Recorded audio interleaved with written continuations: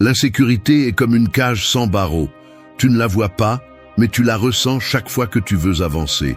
Tu fais un pas et quelque chose d'invisible te tire en arrière. Il n'y a pas de chaîne, pas de cadenas, mais ça t'arrête quand même. Et le pire, c'est qu'avec le temps, tu apprends à l'appeler prudence, à justifier ta paralysie par des excuses élégantes, à déguiser ta peur avec de la logique, alors qu'au fond, tu sais que ce qui te retient n'est pas la réalité. C'est ta voix intérieure qui te répète que tu n'es pas assez bon. Mais écoute-moi bien, tu n'es pas né insécurisé, tu as été modelé par des commentaires blessants, par des comparaisons constantes, par des erreurs mal digérées que tu as transformées en vérités absolues. Ce que tu appelles aujourd'hui personnalité est souvent juste une réaction accumulée à des blessures non résolues. Et si tu l'as construit, tu peux aussi le démonter. Avec de la douleur, oui. Avec du courage aussi. Mais surtout avec une pratique quotidienne et une direction philosophique claire. Ce n'est pas une autre vidéo de motivation. C'est une confrontation directe avec ce qui te retient. Ici, tu n'entendras pas de mots doux pour te calmer. Ici, nous allons gratter la blessure pour qu'elle cicatrise enfin. Parce que la confiance n'est pas sourire devant le miroir, ni répéter des affirmations vides. La confiance, c'est agir quand la peur crie, c'est parler quand avant tu te taisais, c'est regarder ton histoire en face et décider que tu ne seras pas sa victime. Nous allons parcourir 8 principes stoïciens qui ne sont pas de la théorie, ce sont des outils vivants. Tu vas apprendre à lâcher le perfectionnisme, à vivre avec urgence, à accepter le changement, à te gouverner, à remettre en question tes croyances, à lâcher le contrôle de ce qui n'a jamais été à toi, à te connaître avec une précision chirurgicale et à arrêter de demander la permission d'exister. Et si tu restes vraiment jusqu'à la fin, tu ne te sentiras peut-être pas plus fort, mais certainement plus éveillé. Et quand on s'éveille, l'insécurité ne gouverne plus, je te l'assure. 1. Libère-toi du poids de vouloir tout faire parfaitement. Essayer de vivre dans la perfection, c'est comme essayer de remplir un verre sans fond. Peu importe combien tu verses, tu ne te sens jamais satisfait. Et le plus dangereux, c'est que tu continues d'essayer. Jour après jour, tu dépenses de l'énergie, du temps et de l'estime de soi dans une idée impossible.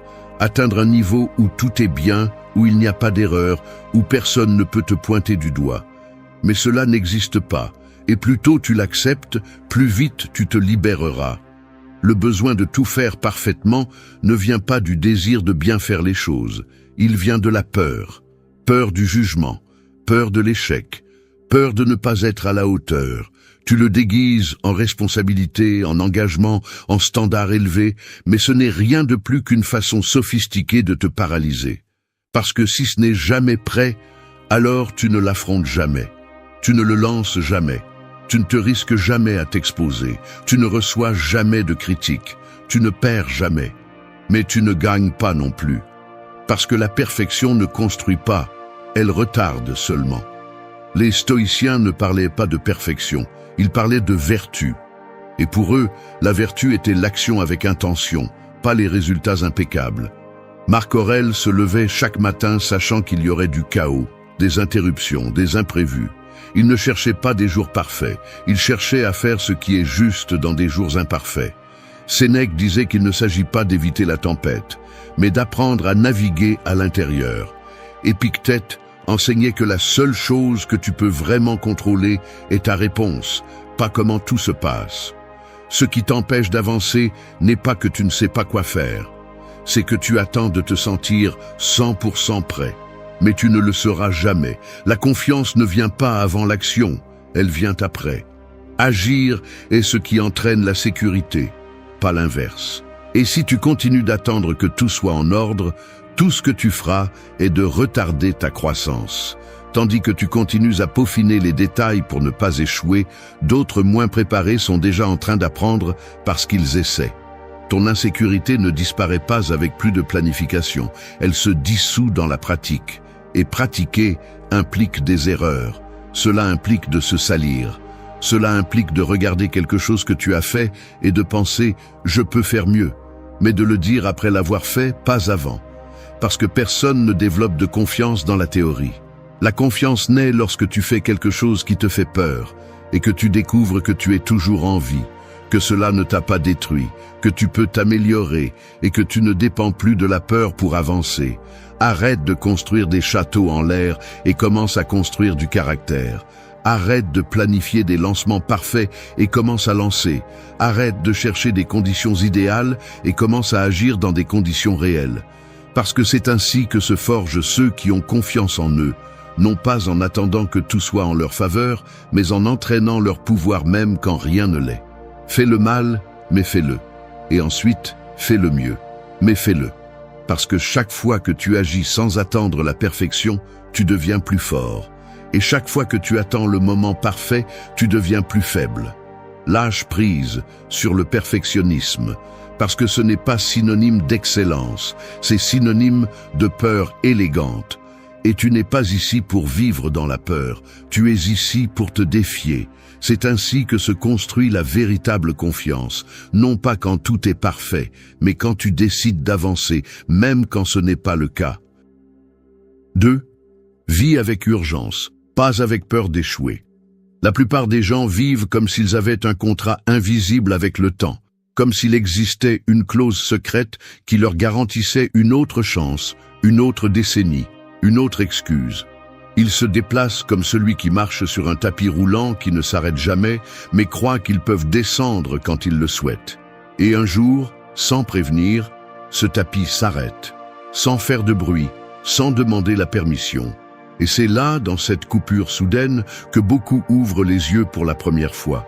Mais il est déjà trop tard, car la vie n'attend pas ceux qui dorment debout. Vivre avec urgence n'est pas vivre à toute vitesse. C'est vivre éveillé. C'est comprendre que l'horloge n'est pas accrochée au mur, elle est tatouée sur ta peau. Et chaque minute que tu gaspilles à justifier ton immobilité est une minute qui est enterrée dans l'oubli. Tu peux déguiser ta peur avec des stratégies, tu peux la justifier avec de la logique, tu peux l'appeler préparation. Mais le temps ne distingue pas les raisons, il ne compte que les pas. Et si tu ne progresses pas, il te consume. La peur d'échouer a été le meilleur employé du système. Elle te maintient obéissant, passif, rêvant de ce que tu pourrais faire si les conditions changeaient. Mais les conditions ne changent pas. Tu changes ou le jeu se termine. Aussi simple que ça. Et pendant que tu consultes ta peur pour savoir s'il vaut la peine d'essayer, d'autres sont déjà en train de tomber, d'apprendre, de corriger, de grandir. Parce qu'ils ont compris que la vie ne récompense pas le plus prudent, mais celui qui ose. Les stoïciens ne te diraient pas d'ignorer la peur, ils te diraient de lui faire face, de marcher avec elle, de l'observer, de la reconnaître, mais de ne pas lui donner les rênes. Memento mori n'est pas une menace, c'est un appel, un coup de pouce brutal, pour que tu arrêtes de mettre tes rêves en attente, comme si l'univers allait faire une pause pour toi. La mort n'est pas quelque chose de lointain, elle est à côté, et pas pour te faire peur, mais pour te rappeler que chaque jour où tu choisis de ne pas agir est un jour qui ne revient pas. Vivre avec urgence, c'est parler quand tu veux te taire, c'est décider quand la peur dit que ce n'est pas le moment, c'est envoyer ce message, c'est quitter cet endroit, c'est te jeter dans le vide sans garantie, non pas parce que tu te sens prêt, mais parce que tu sais que rester où tu es te pourrit de l'intérieur. Le véritable échec n'est pas d'essayer et de tomber, c'est de rester là où rien ne se passe jusqu'à ce qu'il ne reste plus rien. L'urgence n'est pas l'anxiété, c'est la clarté. C'est regarder ta vie et accepter que tu n'as pas le temps de continuer à repousser la personne que tu veux être. Chaque fois que tu dis demain, tu dis aujourd'hui je ne suis pas assez. Et cela s'enregistre, s'installe, devient une partie de ton identité. C'est pourquoi il est ensuite si difficile de briser l'inertie. Parce que tu as répété pendant des années que ce n'est pas le moment, que tu as besoin de plus, que plus tard, oui. Et qu'as-tu accompli avec ça? Agis sans garantie. Lance le projet même si tout n'est pas prêt. Parle même si ta voix n'est pas parfaite. Prends cette décision que tu retardes depuis des mois, non pas par impulsion, mais parce que tu as compris que le contraire de vivre n'est pas mourir, c'est attendre. attendre que la vie te donne la permission quand en réalité, tu dois te la donner toi-même. Vise avec urgence, parce que ce que tu ne fais pas aujourd'hui ne se fait pas tout seul. Personne ne viendra sauver tes plans oubliés. Personne ne te poussera quand la peur t'étreint. Tu es seul avec ta volonté. Et si tu ne l'utilises pas maintenant, tu ne l'utiliseras jamais. La confiance naît lorsque tu arrêtes de négocier avec ta peur et choisis de bouger, même en tremblant. Parce que c'est ça, vivre vraiment. Et le reste n'est qu'une forme lente d'abandon. 3. Accepte le changement avant qu'il ne t'entraîne. Imagine quelqu'un debout face à une vague géante qui approche. Il a deux options: s'adapter au déferlement et bouger avec lui, ou rester immobile en croyant que s'il ne bouge pas, la vague passera sans le toucher. C'est la même illusion que vit celui qui résiste au changement. Il croit que s'il ne fait rien, les choses resteront les mêmes. Mais la vague ne demande pas la permission. Le changement n'attend pas ton accord. Il arrive, et si tu ne t'adaptes pas, il t'emporte. L'insécurité grandit lorsque tu luttes contre l'inévitable. Quand tu dépenses de l'énergie à maintenir ce qui est déjà périmé, quand tu insistes pour contrôler ce qui a clairement commencé à se transformer. Ce qui te génère de l'anxiété n'est pas le changement, c'est ta résistance à lui. Parce qu'au fond, tu sais que tu ne peux plus être qui tu étais, mais tu n'oses pas devenir qui tu devrais être. Et ce point intermédiaire, cette contradiction silencieuse entre ce qui était et ce qui pourrait être, est ce qui t'affaiblit le plus. Les stoïciens le voyaient avec une brutalité claire. Ce n'est pas ce qui se passe qui te fait du mal, c'est ton jugement à ce sujet. Le changement n'est pas un ennemi, il fait partie de l'ordre naturel. Te refuser à lui, c'est comme vouloir geler le vent ou enfermer la pluie. Tu n'y arriveras pas. La seule chose que tu peux faire est de t'entraîner à le naviguer, parce que celui qui résiste souffre, et celui qui accepte se transforme. Accepter n'est pas se rendre, c'est se préparer. C'est voir avec lucidité ce qui est déjà en mouvement et décider comment tu vas répondre. Ce n'est pas de la passivité, c'est de la stratégie. C'est arrêter de dépenser ton énergie à lutter contre la réalité et commencer à l'utiliser pour construire sur le nouveau. Celui qui s'accroche à l'ancien le fait par peur. Peur de ne pas savoir qui il sera sans cela. Peur de perdre le contrôle. Peur de ne pas pouvoir se reconstruire. Mais la vérité est que tu es déjà en train de changer, que tu le veuilles ou non. Ce que tu décides n'est pas si tu vas changer, c'est si tu le feras avec conscience ou avec douleur. Accepter le changement, c'est comprendre que tout ce qui fait mal maintenant peut être un pont vers quelque chose de plus fort. C'est reconnaître que cette relation qui s'est rompue, ce travail qui s'est terminé, cette étape qui s'est clôturée, ne t'enlève pas le sol. Il t'apprend à marcher avec plus de fermeté. Mais seulement si tu choisis de le voir ainsi. Parce que si tu t'accroches à ce qui a été, tu le transformes en prison. Si tu l'honores et le lâches, tu le transformes en élan. Tu choisis. Tu peux voir le changement comme une menace ou comme un entraînement, comme une fin ou comme un début, comme un chaos ou comme un réarrangement. Mais ce que tu ne peux pas faire, c'est l'éviter. Et plus tôt tu l'acceptes, plus tôt tu cesses d'être une victime de tes circonstances. Parce que la vie n'a jamais été stable. La vie est une évolution constante. Et celui qui ne change pas par décision, change par pression. Et changer sous pression fait toujours plus mal. Les stoïciens n'attendaient pas que la vie soit facile. Ils s'entraînaient pour être forts. Et la force n'est pas dans la rigidité, mais dans l'adaptation. Dans l'esprit qui observe le mouvement et ne se brise pas, mais se plie sans se rompre. En celui qui voit le changement non pas comme une menace pour son identité, mais comme une opportunité pour la renforcer. Accepte ce qui change. Change avec lui. Change de l'intérieur. Change ta façon de voir, ta façon d'agir, ta façon de t'interpréter. Parce que si tu ne changes pas volontairement, la vie te brisera jusqu'à ce que tu le fasses par nécessité. Et personne qui attend jusqu'au dernier moment ne sort indemne. La confiance ne naît pas de ce qui reste ferme. Elle naît de ta capacité à avancer quand tout commence à bouger. C'est là que se teste ta véritable valeur. 4. Apprends à te gouverner ou tu seras gouverné par tes impulsions. Ton esprit est comme un cheval sauvage. Si tu ne le dresses pas, il te jette à terre chaque fois qu'il a peur. Si tu ne le maîtrises pas, il court dans n'importe quelle direction, t'entraînant avec lui, sans se soucier si c'est vers l'abîme. C'est ainsi que fonctionnent tes impulsions. Elles apparaissent sans prévenir, prennent le contrôle, et si tu n'es pas présent, tu deviens spectateur de tes propres erreurs. Peu importe ce que tu sais, combien tu as lu ou combien de plans tu as, si tu n'as pas d'autocontrôle, tout cela s'effondre au premier impact. L'insécurité ne se nourrit pas seulement de ce que tu ne sais pas.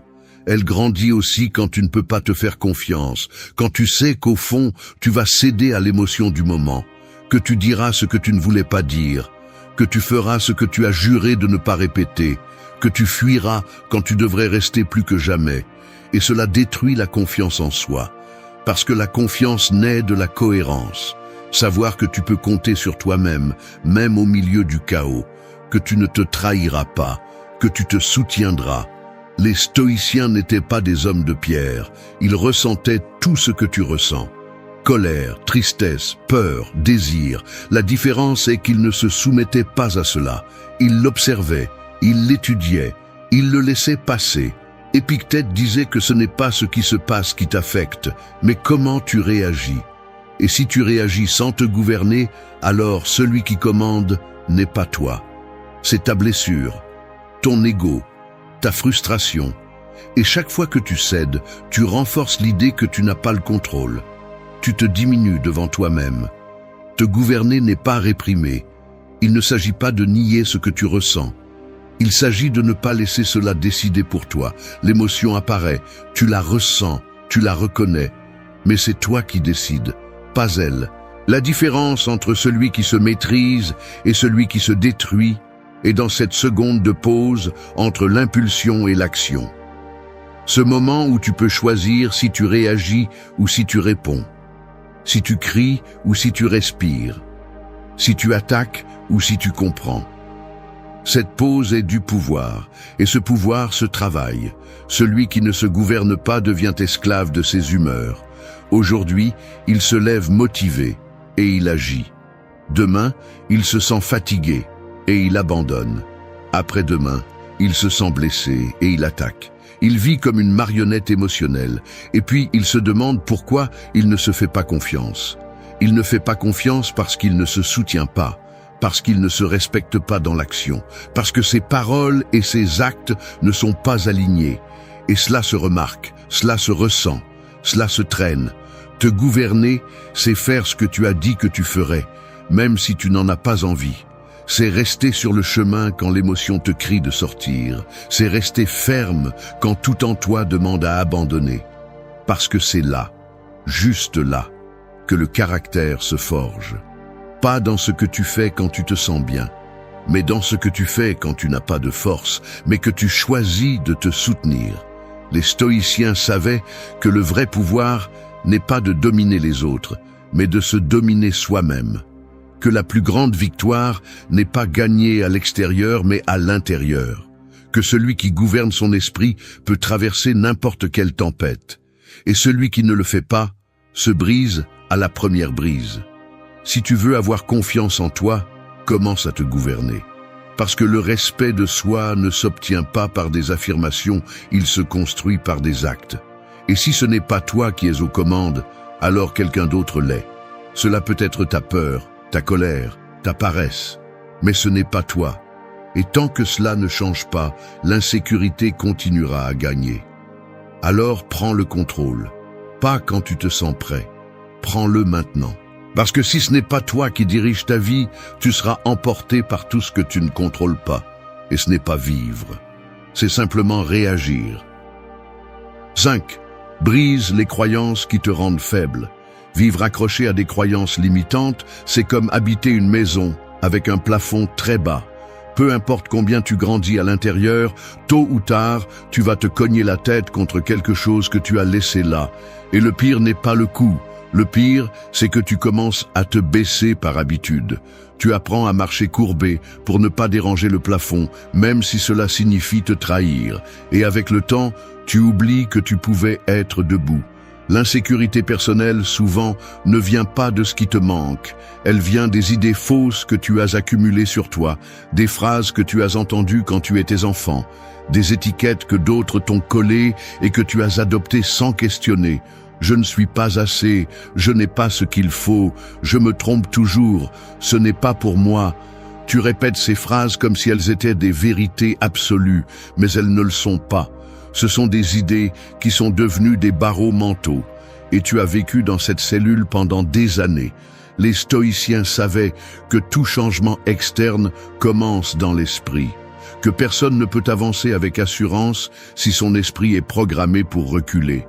Tu ne peux pas construire la confiance si ton dialogue interne est un sabotage constant. Épictète le disait sans détour. Ce n'est pas ce qui t'arrive, c'est ce que tu crois à propos de ce qui t'arrive. La perception que tu as de toi-même, si elle n'est pas revue, te détruit de l'intérieur. Et tu le permets chaque fois que tu acceptes comme vérité une idée qui t'affaiblit. Rompre avec ces croyances n'est pas un acte instantané. C'est un processus inconfortable, mais nécessaire. Il faut d'abord les identifier, te demander « Qui m'a appris cela ? D'où vient cette voix ? Quel bénéfice caché j'obtiens en continuant à y croire ? Car souvent, tu gardes des idées qui te blessent parce qu'elles te sont familières, parce qu'elles te donnent une identité, parce qu'au moins dans la faiblesse, il y a une excuse qui t'évite d'agir. Mais si tu veux vraiment te transformer, tu dois être prêt à démolir ce qui t'a maintenu dans la médiocrité. Chaque fois que tu choisis de ne pas parler, de ne pas faire, de ne pas te montrer, de ne pas essayer, souvent ce n'est pas par peur réelle, mais par une idée qui agit comme un poison lent.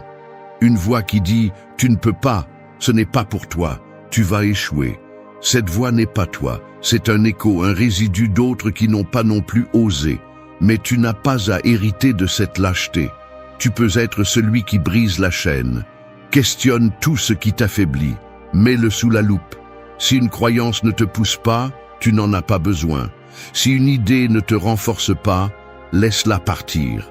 Et pas parce que tu veux vivre dans une bulle de positivité, mais parce que tu comprends que chaque pensée agit comme une brique dans ta structure mentale, où tu construis une forteresse, où tu construis une prison. Tu décides avec quels matériaux.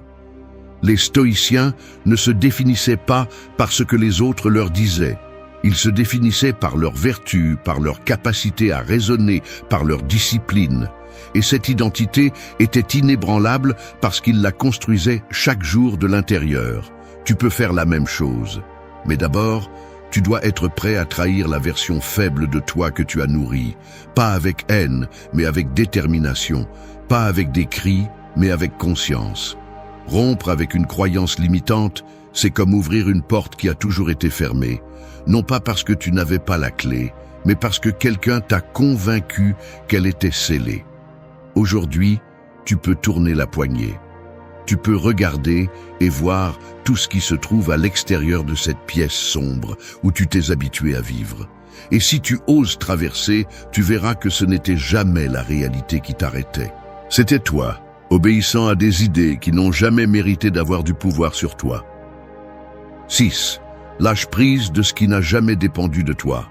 Certains finissent détruits, non pas à cause de ce qu'ils ont affronté, mais parce qu'ils ont trop serré ce qu'ils n'auraient pas dû tenir.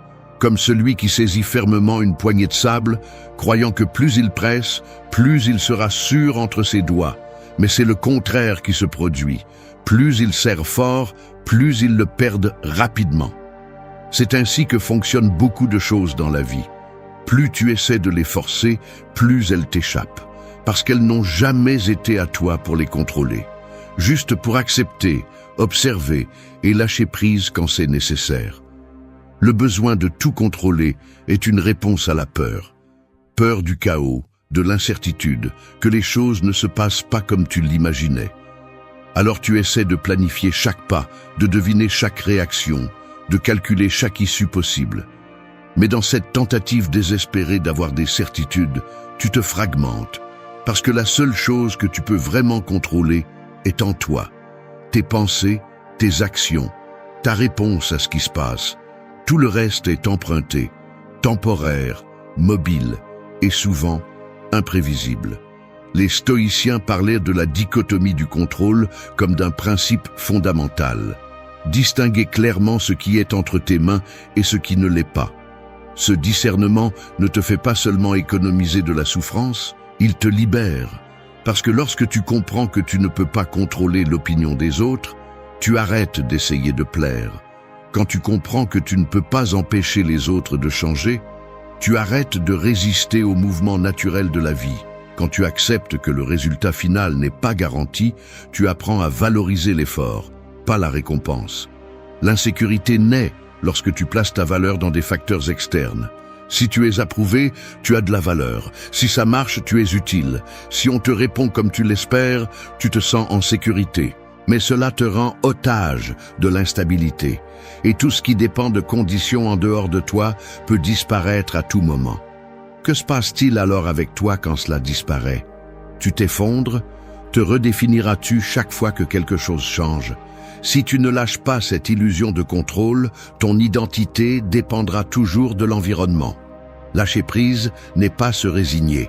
C'est choisir consciemment où tu vas mettre ton énergie. Il ne s'agit pas de devenir indifférent, mais stratégique. Vas-tu t'épuiser pour quelque chose que tu ne peux pas changer? Vas-tu vivre frustré par des décisions qui ne te concernent pas? Vas-tu hypothéquer ta paix pour le comportement de quelqu'un d'autre? Lâcher prise, c'est mûrir. C'est regarder la vie en face et dire « Cela ne me concerne pas, je ne le traîne plus ». Il y a des décisions qui ne doivent pas être forcées. Il y a des personnes qui ne sont pas là pour rester. Il y a des situations qui ne vont pas se résoudre comme tu le souhaites, et quand tu l'acceptes sans lutter, tu découvres que le véritable pouvoir n'était pas de tout dominer, mais de te dominer toi-même au milieu du chaos. Ce self-control, cette sérénité, cette capacité à continuer sans que tout s'aligne, c'est ce que les stoïciens appelaient la liberté intérieure. C'est la force de celui qui n'a pas besoin de garantie pour rester ferme. Chaque fois que tu lâches ce que tu ne peux pas contrôler, tu deviens plus léger, plus lucide, plus fort. Parce qu'enfin, toute ton énergie se concentre là où elle a un véritable impact, dans tes choix, dans ton attitude, dans ton caractère. Et là, tu peux construire une véritable sécurité, pas celle qui dépend des résultats, mais celle qui naît de savoir que, quoi qu'il arrive, tu vas répondre avec intégrité. Lâcher prise ne t'affaiblit pas, cela te réveille. Et quand tu es réveillé, tu ne mendies plus de certitude. C'est toi qui décides comment agir, pas ce qui se passe en dehors de toi. C'est le véritable contrôle, le seul qui vaut la peine d'être tenu. 7. Connais-toi si bien que rien ni personne ne puisse te confondre. Un miroir sale ne déforme pas ton visage, mais il déforme ta perception. Tu vois une image déformée, incomplète, floue, et tu la prends pour la vérité. C'est ce qui se passe quand tu vis sans te connaître. Tu te regardes à travers les jugements des autres, tes insécurités, tes croyances héritées, et tu finis par croire que cette image confuse, c'est toi. Mais ce n'est pas le cas. Tu ne fais que te refléter dans des miroirs tachés par des années d'abandon intérieur. La plupart des gens traversent la vie sans savoir qui ils sont. Ils connaissent leur nom, leur métier, leurs défauts les plus évidents, mais ils n'ont aucune idée de ce qui se cache derrière leurs réactions, de ce qui nourrit leur peur, de ce qui leur apporte réellement la paix. C'est pourquoi ils sont confus. C'est pourquoi ils se brisent face à la critique, changent de cap à cause d'une opinion, ou se sentent perdus lorsque les choses ne se passent pas comme prévu. Parce que si tu ne sais pas qui tu es, n'importe quoi peut te définir. La connaissance de soi n'est pas un luxe spirituel, c'est une nécessité pour la survie mentale. Quand tu ne te connais pas, n'importe quel éloge te fait monter au ciel et n'importe quel rejet te fait sombrer.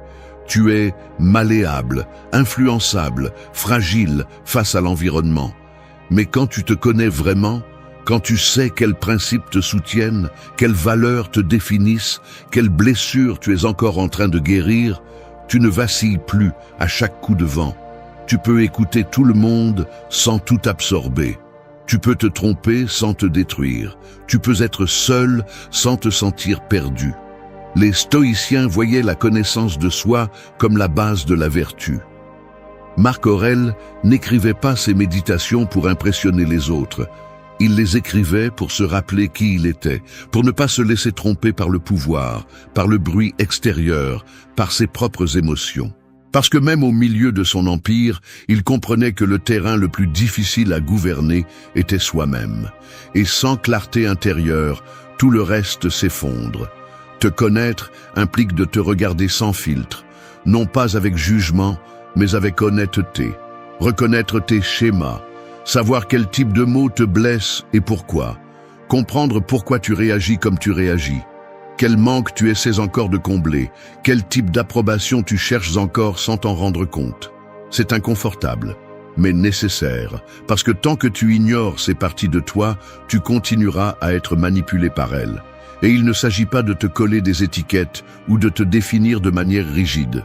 Il s'agit de savoir d'où tu vis, de la peur ou de la conscience, du besoin ou du choix, de l'imitation ou de la vérité. Quand tu le sais, tes décisions ne sont plus des réponses automatiques, elles sont des actes d'intégrité.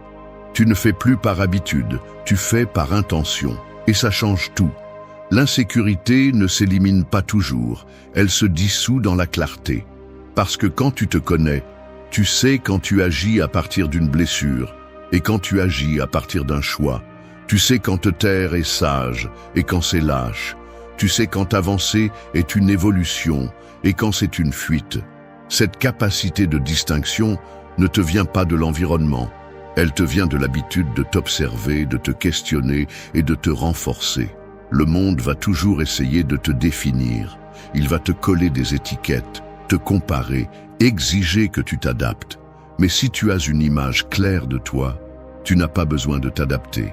Tu peux rester ferme même quand tout autour de toi change, parce que tu ne changes pas sous la pression. Tu changes par décision. C'est ça, la véritable stabilité.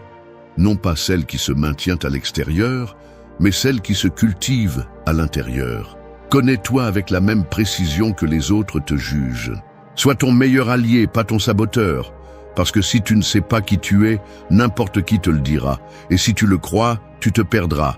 Et personne ne peut avoir confiance en soi s'il vit sous une identité empruntée. La sécurité naît quand tu arrêtes de te chercher chez les autres et que tu commences à te reconnaître dans le silence. Là où personne ne t'applaudit, mais où tout en toi s'aligne. C'est là que commence la véritable force. 8. Arrête d'attendre la permission et commence à te construire. Les portes les plus lourdes ne sont pas faites de métal, elles sont faites de doute. Elles ne grincent pas en s'ouvrant, mais elles craquent de l'intérieur. Et le pire, c'est qu'elles n'ont pas de clé, parce qu'elles n'ont pas été fermées de l'extérieur. C'est toi qui as décidé que ce n'était pas encore le moment, que quelqu'un devait te donner le signal, que quelqu'un devait te dire que tu étais prêt. Mais cela n'arrivera pas. Personne ne va autoriser ton éveil. Personne ne va te pousser à te construire. Ce travail, que tu le veuilles ou non, ne dépend que de toi. Tu as passé trop de temps à attendre des conditions parfaites, des mots qui n'arrivent pas, des opportunités qui ne se présenteront pas tant que tu ne décideras pas de bouger. Et plus tu attends, plus tu rouilles. Parce que chaque décision non prise, chaque action reportée, chaque impulsion que tu as retenue par peur, devient un mur invisible entre ce que tu es et ce que tu pourrais devenir. Personne ne va abattre ce mur pour toi, parce que personne ne peut savoir combien pèse ta peur, ni combien vaut ta volonté. Les stoïciens n'attendaient pas d'être compris, ils n'agissaient pas pour être applaudis, ils bougeaient de l'intérieur, d'une certitude interne qui n'avait pas besoin d'être confirmée par personne, parce qu'ils savaient que celui qui a besoin que les autres valident son chemin marchera toujours en cercle. Tu n'iras jamais loin si ton pas dépend du regard des autres. Cette attente constante de reconnaissance ne fait que prolonger ton immobilisme. Te construire n'est pas un événement public, c'est une guerre privée. Cela signifie déranger ton entourage, être mal interprété, ne plus correspondre à ce qui ne te correspond plus. Cela signifie remettre en question ce que tu as toujours cru vrai et accepter que de nombreuses versions de toi doivent mourir pour que d'autres naissent. Cela signifie prendre des décisions difficiles, sans certitude, sans garantie, sans soutien, et continuer à avancer, malgré tout. Chaque fois que tu retardes ton évolution parce que quelqu'un pourrait ne pas te comprendre, tu choisis de rester dans une version réduite de toi. Chaque fois que tu demandes la permission d'être toi, tu confirmes que tu ne t'appartiens pas. Et c'est le plus grand abandon. Non pas celui que les autres te font, mais celui que tu te fais en ne te soutenant pas. Le moment n'arrivera pas. Le contexte ne changera pas de lui-même. Les personnes que tu espères comprendront peut-être jamais. Et c'est bien, parce que tu n'es pas ici pour plaire. Tu es ici pour te construire. Et cela commence lorsque tu arrêtes de chercher des signaux externes et décides de devenir un signal vivant de force, de clarté, de volonté. Tu n'as pas besoin d'avoir tout résolu. Tu as besoin de commencer. Avec des doutes, avec peur, avec des échecs. Mais commencer. Parce qu'à chaque pas que tu fais, même si le sol tremble, quelque chose en toi se met en place.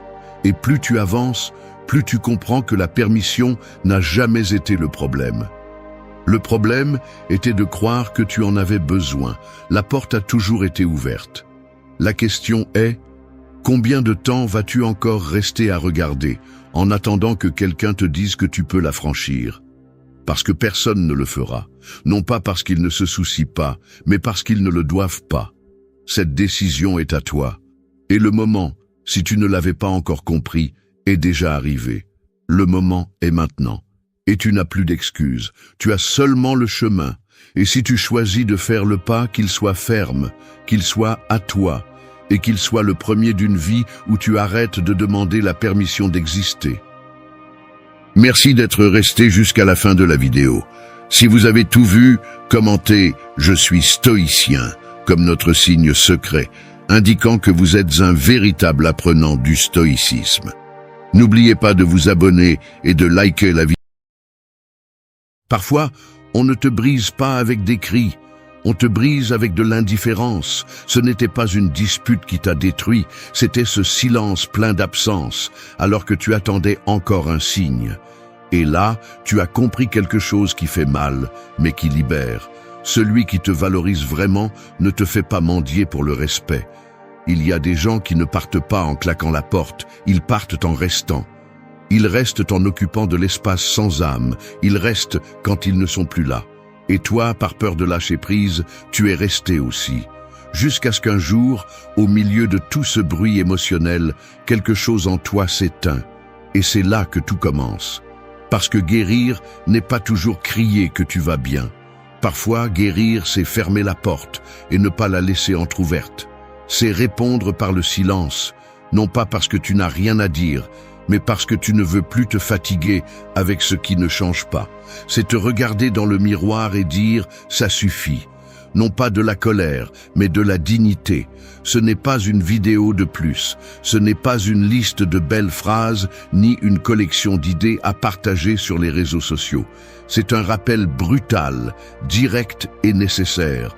Tu n'as pas besoin de faire du scandale pour être fort. Le véritable pouvoir est de te retirer sans dire un mot, de disparaître sans prévenir, de te reconstruire sans témoin. Tu veux guérir ? Alors arrête de demander à la douleur de te rendre quelque chose. Arrête de justifier ta profondeur à celui qui ne joue qu'en surface. C'est le moment de rompre le lien, non pas avec des cris, mais avec une présence intérieure. C'est le moment de fleurir là où personne ne te regarde. Ce qui suit ne sont pas des conseils vides. Ce sont 8 leçons pratiques, stoïciennes, réelles. Des actions qui se vivent, qui ne se répètent pas. Et si tu es ici, c'est parce qu'au fond de toi, tu sais que le moment est venu de changer. Non pas pour te venger, non pas pour prouver quoi que ce soit, pour te libérer, reste jusqu'à la fin. Non pas par curiosité, reste parce que ce pourrait être le point de rupture, le point exact où tu cesses d'être la victime de ce que tu as ressenti. Et tu commences à être le maître de ce que tu décides de ressentir à partir de maintenant. 1. Disparaît sans prévenir, que ton absence soit le message. Quand quelqu'un cesse de prendre soin de toi, il n'a pas besoin que tu l'annonces. Il a besoin que tu le confirmes par ton absence. Disparaître sans prévenir n'est pas une vengeance, c'est une évolution. C'est comprendre que celui qui n'a pas su apprécier ta présence ne mérite pas non plus une explication de ton départ. Parce qu'il y a des moments où continuer à parler ne fait qu'alimenter la confusion, ne fait que prolonger l'inévitable. La véritable clôture n'arrive pas toujours avec des mots. Parfois, elle arrive avec un acte de silence si puissant que tout ce qui devait être dit est dit avec ta distance. Ce n'est pas de l'orgueil, c'est de l'amour-propre. Ce n'est pas de la froideur, c'est de la clarté. Quand tu as tout donné, quand tu as expliqué, répété, insisté et qu'on t'a quand même répondu avec indifférence, la seule réponse logique, mature et courageuse est de partir, sans faire de discours, sans envoyer de textes interminables, sans promettre que tu reviendras. Parce que c'est le problème. Pendant que tu donnes ton âme, l'autre ne fait que jouer avec ton attente. Les gens qui ne t'ont pas pris soin de toi pendant que tu étais là ne le feront pas non plus quand tu partiras. Et oui, ils peuvent attendre une réaction, une plainte, une scène. Mais leur donner cela serait continuer à alimenter l'idée qu'ils t'ont encore, qu'ils ont encore du pouvoir sur toi. C'est pourquoi, quand tu décides de disparaître sans prévenir, quelque chose change. Parce que tu ne demandes plus qu'on t'écoute, tu ne supplies plus pour de la compréhension. Tu dis « je me choisis » et c'est un acte de transformation. Parce que tout le monde ne sait pas partir sans faire de bruit. Tout le monde ne sait pas fermer le cycle dans le silence.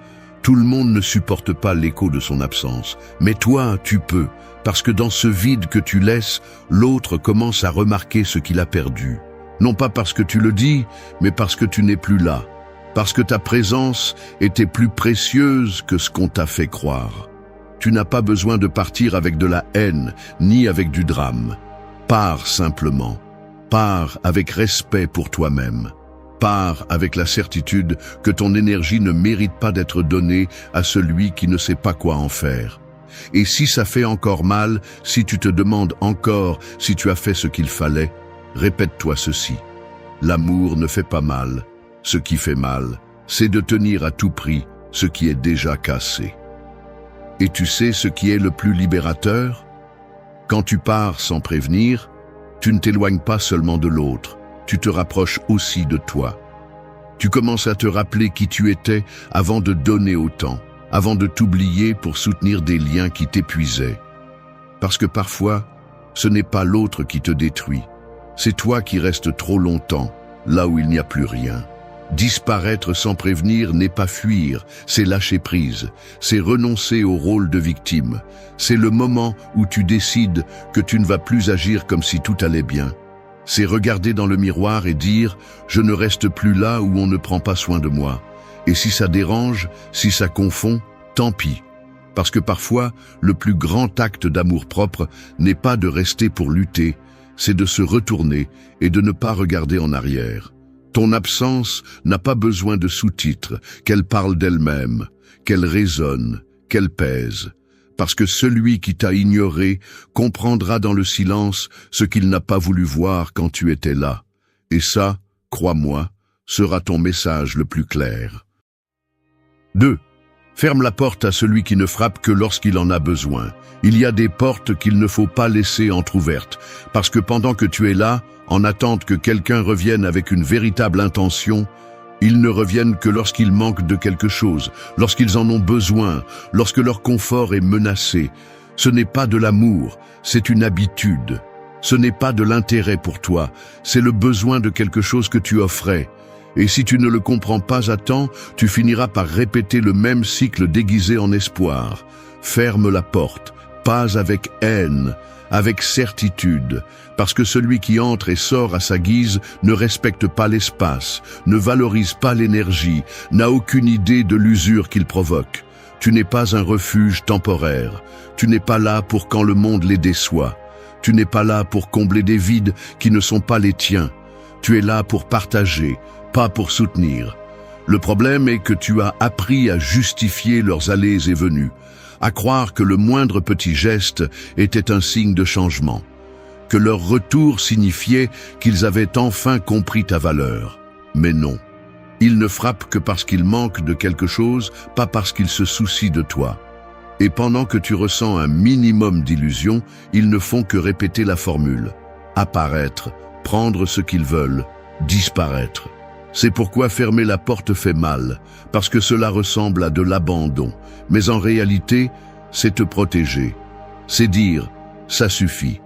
Plus de visites sans engagement, plus de paroles sans action, plus d'apparitions d'urgence quand ça les arrange et de silence éternel quand ça ne les arrange pas. Et bien sûr, ils vont se vexer.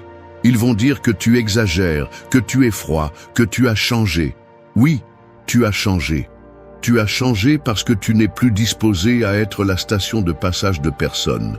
Parce que tu as appris que celui qui n'apparaît que lorsqu'il en a besoin n'est jamais vraiment avec toi. Et tu mérites plus que ça. Il est curieux de voir comment l'énergie change lorsque tu décides de vraiment fermer la porte. Tu n'attends plus qu'ils frappent. Tu ne t'enthousiasmes plus à la vue de leur nom sur l'écran. Tu ne prépares plus ton âme à recevoir quelqu'un qui ne sait pas rester. Tu entends simplement ce coup à la porte et tu ne bouges pas. Parce que tu as compris que tu n'as pas à l'ouvrir. Et c'est là que commence la véritable guérison. Quand tu arrêtes de mettre des cadenas à ton cœur et que tu commences à mettre des limites au comportement. Quand tu arrêtes de pardonner les absences constantes et que tu commences à valoriser ta présence. Quand tu arrêtes de mendier de l'affection et que tu commences à réclamer du respect. Pas avec des cris, pas avec de la colère, avec des actes, avec le silence, avec la distance. Si quelqu'un doit trop réfléchir pour rester, qu'il reste loin. Si quelqu'un n'apparaît que lorsqu'il a besoin de quelque chose, qu'il le cherche ailleurs. Tu n'es plus cette version de toi qui permettait tout par peur de perdre. Parce que tu as compris que perdre quelqu'un comme ça n'est pas une perte, c'est un soulagement. Et le plus fort, c'est que lorsque tu fermes vraiment cette porte, tu ressens la paix. Une paix que tu confondais auparavant avec la solitude. Parce que tu n'attends plus de pas, tu ne dépends plus de l'horloge émotionnelle de personne. Tu es avec toi, tu t'accompagnes. Et ça, c'est du pouvoir. Ferme la porte, pas pour punir, pour protéger ta paix, pour honorer ton processus, pour que, enfin, tu puisses avancer sans les chaînes qui reviennent chaque fois qu'ils se sentent seuls, qu'ils restent avec leur confusion, qu'ils appellent quelqu'un qui ne se valorise pas encore, parce que tu n'es plus disponible, plus jamais, jamais plus. 3. Que ton silence soit le dernier mot. Parfois, la discussion la plus puissante est celle qui n'a pas lieu. Le mot le plus fort est celui qui n'est pas dit. Le silence, bien utilisé, n'est pas passivité, c'est une sentence. Parce que lorsque tu décides de ne pas répondre, de ne pas tomber dans la provocation, de ne pas te justifier, de ne pas entrer dans la danse émotionnelle de l'autre, ce que tu fais, c'est envoyer un message clair. Tu n'es plus disponible pour le jeu. Ils veulent que tu réagisses. Ils attendent que tu expliques, que tu supplies, que tu clarifies, que tu défendes ta version. Mais quand à la place de cela tu choisis le silence, quelque chose en l'autre se brise. Parce qu'ils restent seuls avec leurs suppositions, leurs manquements, leurs bruits, et toi, tu ne participes tout simplement plus. Sais-tu pourquoi le silence fait tant mal à celui qui ne t'a pas valorisé? Parce qu'il le confronte. Parce que pour la première fois, il n'y a rien à répondre. Parce que pour la première fois, ils n'ont pas le contrôle sur ce que tu penses. Parce que pour la première fois, ils ne peuvent pas te manipuler avec leur drame émotionnel. Ton silence devient un miroir, et ce qu'il reflète ne leur plaît pas. Répondre serait facile. Mais tu n'es plus à l'étape de te défendre. Tu n'essaies plus de faire bonne impression. Parce que tu comprends qu'expliquer ta valeur là où ils n'ont pas su la voir, c'est une perte de temps. Tu le savais depuis longtemps, mais maintenant tu l'acceptes avec maturité. Tout le monde ne mérite pas une réponse. Tout le monde ne mérite pas d'avoir accès à ta vérité. Le silence n'est pas de l'indifférence, c'est un choix conscient. C'est savoir que tu n'as pas à être présent dans toutes les batailles, parce que certaines guerres ne se gagnent que lorsque tu ne combats pas. Et il n'y a rien de plus déconcertant pour quelqu'un qui jouait avec tes émotions que ton absence de réaction. Quand tu choisis le silence comme ton dernier mot, Tu fermes la porte sans la claquer, sans prévenir, sans spectacle. Tu fermes simplement. Et c'est quelque chose que très peu de gens savent faire. Parce qu'il faut du courage pour se taire quand tout en toi veut crier. Il faut de la force pour regarder sans répondre, pour observer sans intervenir, pour partir sans dire au revoir. Mais c'est le genre de force qui change des vies, celle qui ne fait pas de bruit, mais qui a un impact. Parce que ton silence ne marque pas seulement une limite, il signale aussi un changement. C'est la preuve que tu n'es plus celui qui restait à tout expliquer. Maintenant tu agis simplement. Et celui qui ne comprend pas cela, qu'il demande à l'écho de ton absence, laisse-les parler, qu'ils inventent, qu'ils se posent des questions. Ce n'est plus ton problème.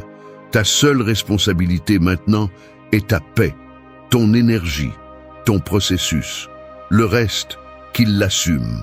Parce que celui qui voulait te blesser ne mérite pas que tu le guérisses avec des mots. Il mérite que tu le confrontes avec ta décision de ne pas répéter le cycle. Les gens oublient ce que tu as dit, mais ils n'oublient jamais comment tu les as fait se sentir. Et quand tu arrêtes de donner des explications, ce qu'ils ressentent, c'est la conséquence de leurs actes. Le froid qu'ils évitaient auparavant avec tes messages. Le vide qu'ils cachaient auparavant avec tes tentatives de paix. La distance qui pèse maintenant parce que tu n'es plus là. Alors garde tes mots, garde ta version. Non pas parce qu'elle ne vaut rien, mais parce qu'ils n'en ont plus besoin. Que ton silence soit ton adieu, ton clôture, ta protection. Et ta nouvelle façon de montrer que celui qui est parti de ta vie n'a pas emporté ton pouvoir, il a seulement emporté son reflet. Il n'est pas nécessaire de crier. Il suffit de ne pas revenir. Que ton silence soit la fin, celle qu'il n'attendait pas, celle qui fait le plus mal, celle qui te ramène à toi. 4. N'explique pas ta profondeur à celui qui ne sait que nager en surface. Il y a des gens qui ne comprennent que la superficialité. Ils vivent dans l'immédiat, le confortable, le facile à digérer. Et quand ils rencontrent quelqu'un de profond, quelqu'un qui ressent intensément, qui pense clairement, qui aime de tout son cœur, ils le voient comme un problème, pas comme un cadeau. Non pas parce que tu es trop, mais parce qu'ils n'ont jamais appris à rester sur ce qui compte vraiment. Et là tu es, essayant de t'expliquer, essayant de traduire ton âme pour quelqu'un qui sait à peine interpréter ses émotions les plus basiques, justifiant tes silences, tes blessures, tes gestes, ton histoire. Comme si ta valeur dépendait de la compréhension de quelqu'un d'autre, comme si ta profondeur avait besoin d'une validation externe pour avoir un sens. Mais non, plus maintenant, parce que t'expliquer à quelqu'un qui n'a pas la capacité de te voir est comme te jeter dans le vide en espérant qu'on te soutienne avec des promesses. Tu tombes seulement. Ça fait mal seulement. Tu perds seulement des parties de toi en essayant. Tu n'es pas ici pour te réduire, pour t'adapter, pour transformer ton intensité en quelque chose de plus confortable. Tu es ici pour être toi, même si cela dérange ceux qui ne savent pas nager au-delà de l'évident. La profondeur n'est pas une faiblesse, c'est une forme de pouvoir, parce que pendant que beaucoup vivent anesthésiés, tu ressens. Alors que d'autres fuient la douleur, tu la traverses. Alors que tout le monde cherche à se distraire, tu fais face. Ce n'est pas un défaut. C'est un niveau que tout le monde n'est pas prêt à atteindre. Et ça, ce n'est pas de ta faute. Tu n'es pas brisé parce que tu ressens beaucoup. Tu es complet. Et si quelqu'un ne le comprend pas, qu'il reste à sa surface. Tu n'as pas à descendre pour plaire à celui qui n'ose pas monter. Parce que celui qui ne plonge que dans la facilité ne comprendra jamais ce qu'est une âme qui brûle, qui pense, qui se transforme. Il ne le verra pas. Il ne le comprendra pas. Il ne le soignera pas. Et ça fait mal, oui, parce que tu te forces, tu t'ouvres, tu t'exposes, tu crois qu'enfin quelqu'un va te comprendre.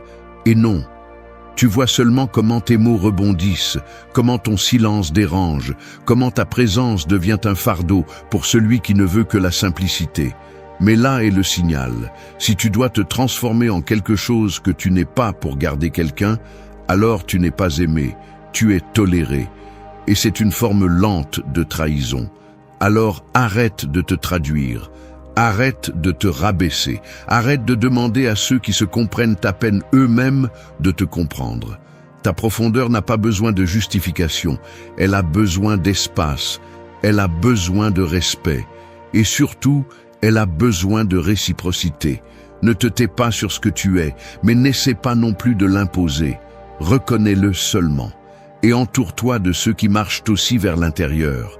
La prochaine fois que quelqu'un te dira que tu es trop intense, trop compliqué, trop émotionnel, souris, parce que cela signifie seulement que tu as déjà touché un niveau où il n'ose pas encore. Et tu n'es pas venu dans ce monde pour te réduire. Tu es venu pour t'agrandir, pour aimer avec force, pour vivre avec un but, pour guérir avec vérité, plus d'explications, que chacun reste au niveau qu'il choisit. Continue à approfondir, parce que là, dans les profondeurs, où le bruit disparaît, c'est là que tu te rencontres enfin avec toi-même. Et ça ne se négocie pas. 5. Ne transforme pas ta guérison en spectacle. La guérison n'est pas un spectacle. Tu n'as pas besoin de lumière, ni d'applaudissements, ni de témoins. Parce que lorsque tu commences à montrer chaque étape de ton processus en espérant une reconnaissance, sans t'en rendre compte, tu transformes ta douleur en contenu et ta croissance en une œuvre que les autres applaudissent ou critiquent. Mais la véritable guérison ne se crie pas, elle se vit. Elle n'a pas besoin d'être vue pour être réelle. Il y a une partie de toi qui cherche peut-être à prouver que tu vas bien, que tu as surmonté, que tu as avancé, comme si en convainquant les autres, tu pouvais aussi te convaincre toi-même. Mais ça ne fonctionne pas comme ça. Guérir n'est pas convaincre quelqu'un, c'est te confronter à toi-même, en silence, dans l'inconfort, dans ces moments où personne ne te regarde, où il n'y a pas de caméra, où la seule validation qui existe est celle de ta propre conscience. Et tu sais pourquoi c'est si difficile? Parce que montrer ta guérison donne l'illusion de contrôle, que tu as tout résolu. Mais ce n'est que la façade. Parce qu'à l'intérieur, il y a encore des jours qui font mal, il y a encore des souvenirs qui reviennent, il y a encore des batailles que tu livres lorsque l'écran s'éteint. Alors, pourquoi exposer quelque chose d'aussi sacré que ta reconstruction? Ne confonds pas expression et exhibition. Tu peux parler de ce que tu as vécu, mais tu n'as pas besoin de donner ton intimité à un public qui veut juste se divertir.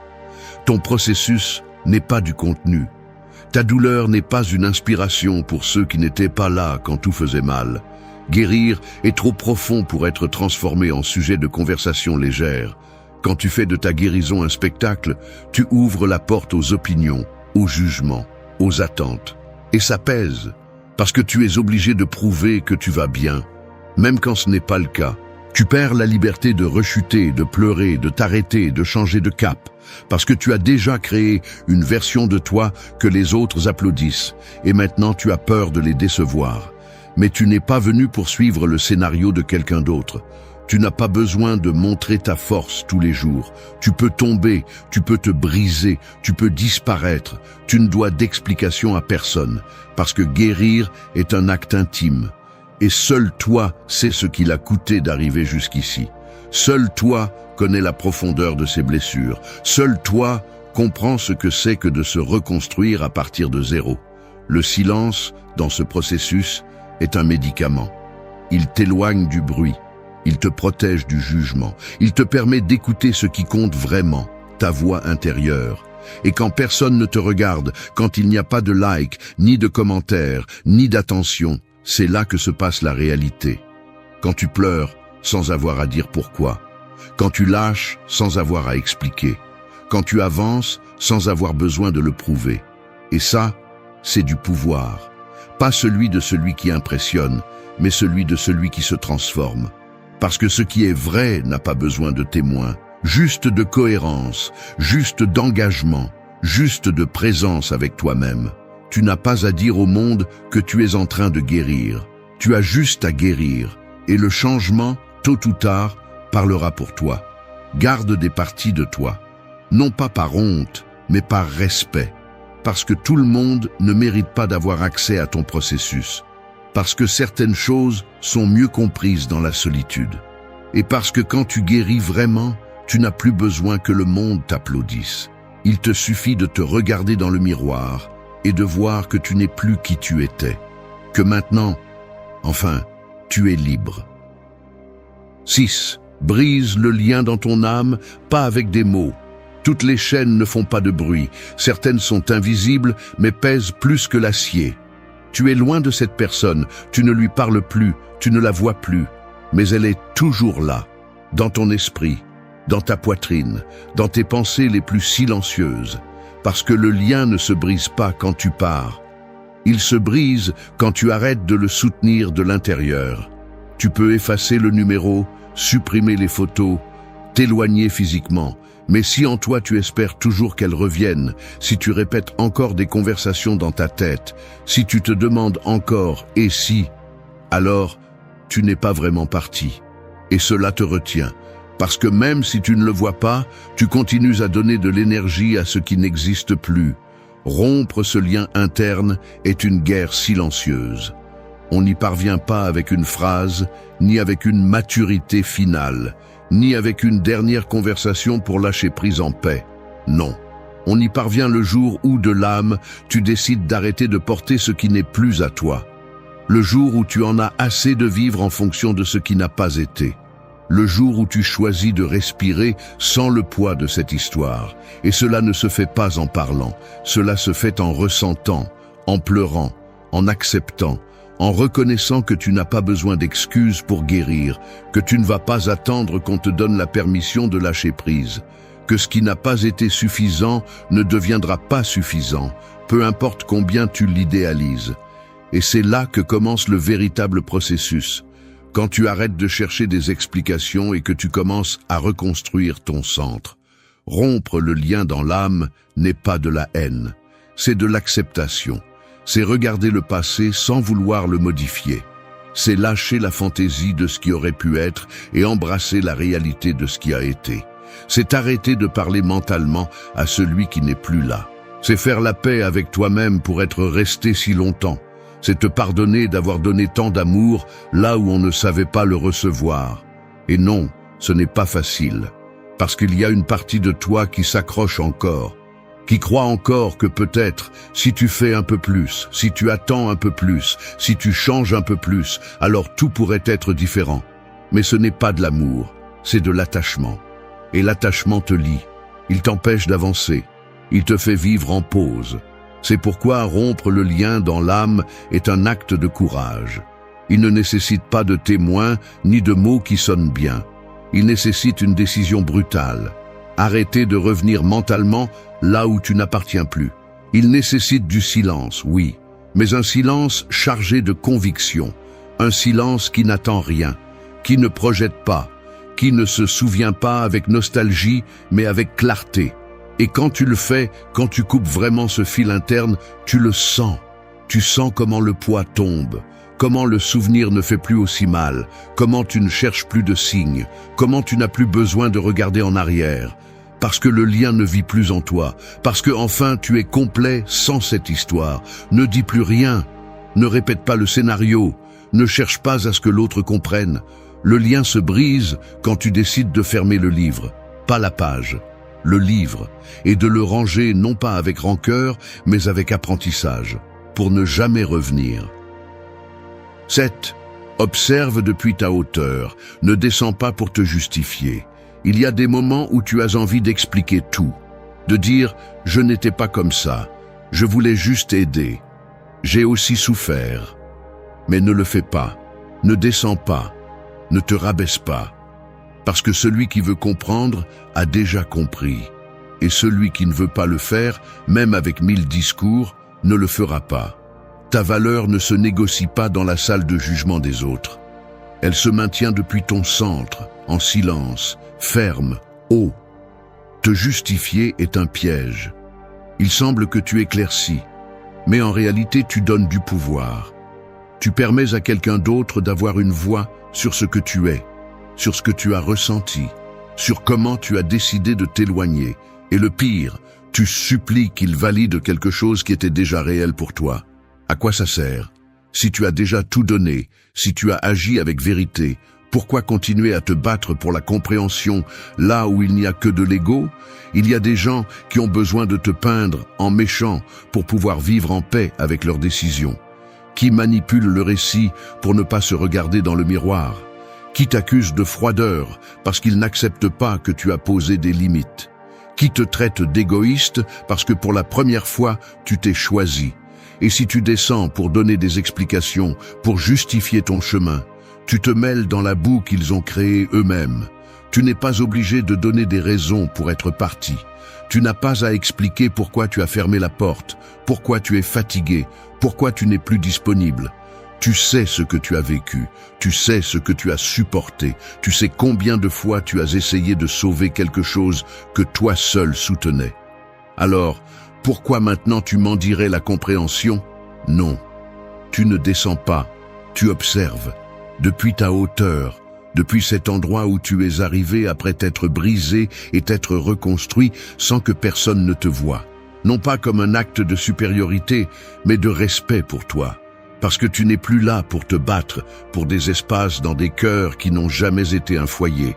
Tu n'es plus là pour concourir pour l'attention. Tu n'es plus là pour débattre de ta dignité. Et oui, ils vont te provoquer, ils voudront toucher tes blessures, ils attendront que tu réagisses, que tu exploses, que tu dises quelque chose, parce que quand ils ne réussissent pas à te manipuler, ils essaient de te déstabiliser. Mais là est ton défi, ne pas leur donner ce pouvoir, ne pas tomber, ne pas entrer dans la scène qu'ils ont écrite pour que tu agisses comme ils l'espèrent. Garde ton énergie, garde-toi. La vraie force n'est pas de crier ta vérité, c'est de la soutenir en silence, c'est de les regarder agir comme si de rien n'était et pourtant de ne pas bouger, c'est de voir comment ils déforment l'histoire et de ne pas ressentir le besoin de la corriger. Parce que celui qui est en paix avec sa décision n'a pas besoin de convaincre personne. Laisse-les dire, laisse-les inventer, laisse-les te regarder bizarrement. Continue à marcher, continue à grandir. Que le bruit reste derrière, parce que celui qui est en haut ne crie pas pour se faire entendre, il observe seulement et continue, sans haine, sans rancune, sans s'arrêter. Le silence, une fois de plus, sera ta réponse. Non pas parce que tu ne peux pas parler, mais parce que tu ne veux plus te perdre à expliquer ce que seul celui qui a ressenti la même chose comprend. Et ceux qui n'ont jamais été dans ta peau ne sauront jamais ce qu'il en a coûté pour arriver là où tu es. Alors souviens-toi de ceci, quand l'âme s'élève, elle n'a pas de temps pour les disputes d'ego. Elle agit simplement avec cohérence, et le monde, tôt ou tard, comprend. Ou pas. Mais ça ne te concerne plus. 8. Fleuris là où personne ne te regarde. Tu n'as pas besoin de témoins pour renaître. Le véritable changement n'arrive pas quand tout le monde te voit sourire à nouveau. Il arrive bien avant, quand tu es seul, pleurant en silence, fatigué de répéter des schémas, marre de donner plus que tu ne reçois. C'est là, au fond, que tout commence. Là où il n'y a plus de spectateurs, juste toi face à ce que tu es, et décidant en qui tu vas te transformer. Fleurir n'est pas revenir plus fort pour prouver que tu as pu. Ce n'est pas enfiler l'armure et sortir dans le monde pour dire « Regardez-moi, je ne souffre plus ». C'est aussi de l'ego déguisé. Fleurir, c'est lâcher le besoin de prouver quelque chose. C'est guérir sans le crier. C'est construire dans l'ombre pour que, quand le monde te voit, tu ne sois plus le même et que tu ne te soucies plus qu'il le remarque. Il y a une beauté silencieuse chez celui qui décide de grandir quand personne ne le regarde. Parce que cette croissance est réelle. Il n'y a pas de masque, pas de pause, pas de public. Il n'y a que l'effort quotidien, les petites décisions, la douleur affrontée, les nouvelles habitudes, les limites enfin respectées. Et tout cela se produit quand tu t'éloignes du bruit et que tu reviens à toi. Beaucoup ne changent que pour être admirés. Mais c'est fragile. Cela se brise avec la critique, avec le manque d'attention, avec l'absence d'applaudissements. En revanche, celui qui fleurit en solitude le fait parce qu'il ne peut plus rester qui il était, parce qu'il a compris que sa paix vaut plus que n'importe quelle validation, parce qu'il ne cherche plus l'approbation, seulement la cohérence. Tu n'as pas besoin de raconter chaque progrès, tu n'as pas à publier chaque réussite, chaque cicatrice guérie, chaque nouvelle étape. garde quelque chose pour toi. Non par peur, mais par respect. Parce qu'il y a des batailles qui sont tellement tiennes que les rendre publiques serait profaner ce que tu as eu tant de mal à reconstruire. Parce qu'il y a des racines qui poussent plus profondément quand personne ne les observe. Et fleurir ne signifie pas non plus que tout va bien. Cela signifie que tu as choisi de continuer à grandir malgré la douleur, que tu ne t'es pas arrêté en attendant une justice émotionnelle, que tu as lâché l'idée de vengeance et que tu t'es concentré sur la construction, que tu as cessé de réagir et que tu as commencé à créer. C'est là le véritable triomphe, quand tu cesses de vivre pour l'autre et que tu commences à vivre pour toi. La vie ne va pas s'arrêter pour te féliciter à chaque pas, mais cela ne signifie pas que tu n'avances pas. Le silence fait partie du processus, l'incompréhension aussi.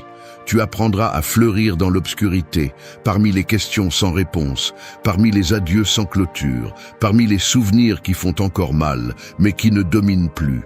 Tu apprendras à grandir sans témoin, et cela te rendra imbattable. Parce que celui qui fleurit quand personne ne le voit, le fait depuis la racine, depuis le plus profond. Et ce type de croissance ne peut plus être arraché. Il ne dépend plus de personne. Il n'a plus besoin de prouver quoi que ce soit. Il est authentique, il est ferme, il est à toi. Alors, n'attends pas que quelqu'un applaudisse ton changement. Tu n'as pas besoin d'approbation pour évoluer. Choisis de fleurir en paix, en silence, à ton propre rythme.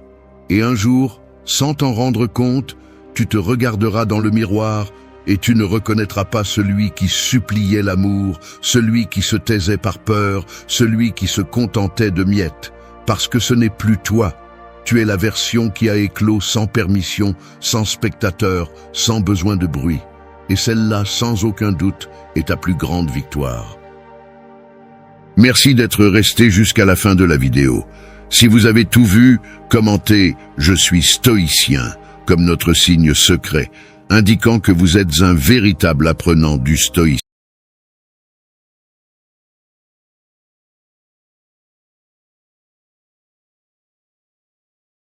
Une personne peut passer des années enfermée dans une cellule, sans se rendre compte que la porte a toujours été ouverte. Le problème, c'est que ce n'était pas la serrure qui la gardait prisonnière, c'était le confort de l'enfermement. Parce que l'enfermement ne fait pas si mal.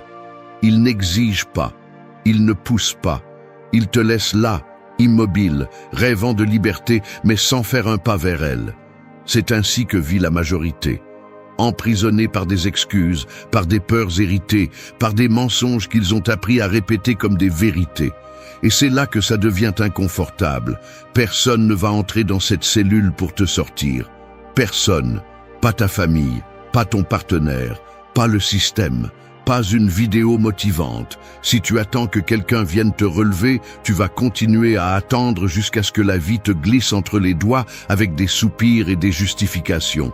Parce que personne ne se soucie plus de ta vie que toi.